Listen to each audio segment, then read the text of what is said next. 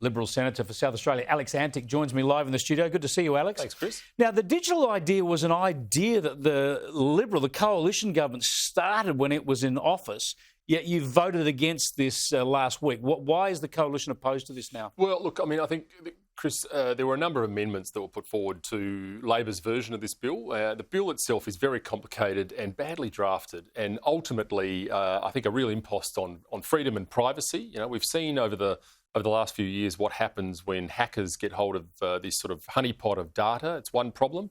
My personal problem with this, though, is simply that we are looking at what I think is going to become the spine of a future control mechanism over the Australian population. And you can't do the sorts of things you see in places like China with their social credit system until you have a digital ID system in place. So this is a massive, massive issue for libertarians and Australians generally. Yeah, it's a worry, right? Because a digital identity is something that we're stuck with now. We know that we all have some form of digital identity, and we want governments to maybe protect that. And maybe it helps us a bit if they coordinate that so that we don't have to prove our ID everywhere we go.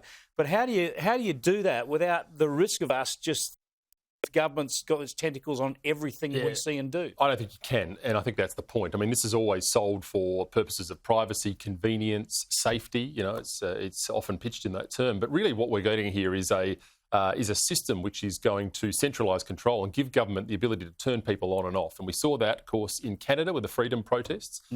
People, particularly when joined to a banking system, and so, of course, those that are particularly aggrieved by this will say, well, if we get central bank digital currencies, which presumably are on the way, it won't be a long bow to suggest that jaywalking today as a walk home could ultimately result in a fine before you hit the other side of the curb, come straight out of your bank account. So there are many, many, many problems with this system, and the Labor Party doesn't seem to be concerned about any of them. Yeah, and I think while we understand that, you know, if everybody had the most optimistic intent, centralisation could be useful. But in the end, the less this is centralised, the better for us, because you don't want one entity, be it a government or a financial institution, having control over all of that. Yeah. And of course, we saw what happened during COVID. The ability to make people use the system around them was voluntary to start off with. Of course, you know, the mandates were voluntary, and then of course we were told that people were never forced to take COVID injections. They were simply not allowed to work unless you had them. We're told the same thing with this system. This is voluntary. No one's going to be forced into it until such time as you can't go to hospital unless you've got a digital ID. So there will be ways and means to coerce Australians into this system. It'll be made mandatory, nothing surer. That's what the other thing we saw in COVID, and you've done all the work on this, was all that secret censorship of what people were putting online. Now, if the government can control your digital identity, they might be able to shut off your means of digital communication. Yeah.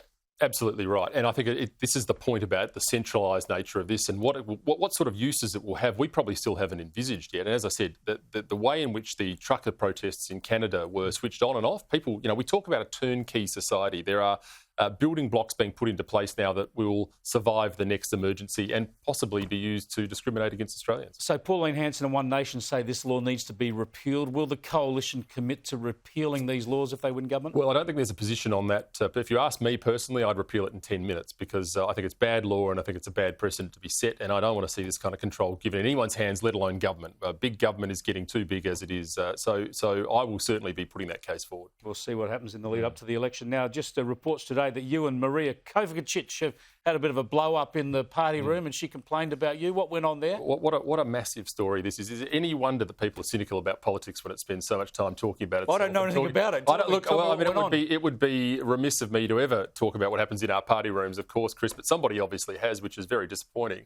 And look, what I would say about this is, as I've said many times before, if anyone wants to know why people are so cynical about politics, have a look at the amount of which politics talks about itself. You know, I have spent the last 2 weeks fielding calls from journalists when I never have had that much attention in my life. So there's nothing for you to apologise about or to anybody? There's nothing for me to talk about. That's absolutely right. All right. I'll see what happens there. Thanks for joining us, Alex. Chris. I appreciate it. Senator Alex Antic, the Liberal Senator for South Australia.